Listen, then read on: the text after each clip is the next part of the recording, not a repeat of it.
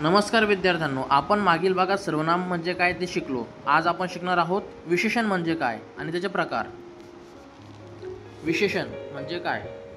ज्या शब्दांमुळे नाम किंवा सर्वनामाचा गुण, दोष, रंग, आकार, संख्या इत्यादीची माहिती मिळते त्यांना विशेषण असे म्हणतात। उदाहरण: सुंदर मुलगी, मोठं घर, 3 मित्र, चांगला मुलगा। येथील सुंदर, मोठं, 3, चांगला हे सर्व विशेषण आहेत, म्हणून त्यांना नावामधलं काही सांगा म्हणून त्यांना आपण विशेषण असे म्हणतात।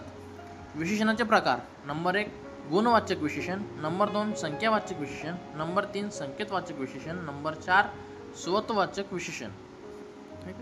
नंबर 1 गुणवाचक विशेषण, जे गुण, रंग, आकार किंवा स्वरूप दाखवतात त्यांना गुणवाचक विशेषण असे म्हणतात। उदाहरण: सुंदर मुलगी, गोल चेंडू, पांढरा कपडा।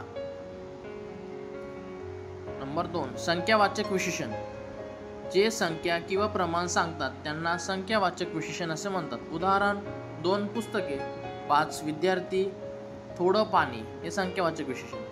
पुढे 3 नंबर संकेतवाचक विशेषण, जे कुठल्या वस्तूकडे निर्देश करतात त्यांना संकेतवाचक विशेषण म्हणतात। उदाहरण: हा मुलगा, ती शाळा, ते झाड हे संकेतवाचक विशेषण। नंबर 4 स्वतःवाचक विशेषण, जे मालकी किंवा हक्क दर्शवतात त्यांना स्वतःवाचक विशेषण असे म्हणतात। उदाहरण: माझं घर, तुझा बॉल, तिचं पुस्तक हे स्वतःवाचक म्हणजे आत्मवाचक। तर विद्यार्थ्यांनो, आज आपण विशेषण म्हणजे काय आणि त्याचे प्रकार शिकलो।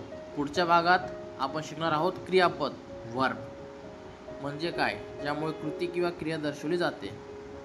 व्हिडिओ आवडला असेल तर लाईक, शेअर आणि सबस्क्राईब नक्की करा मित्रांनो।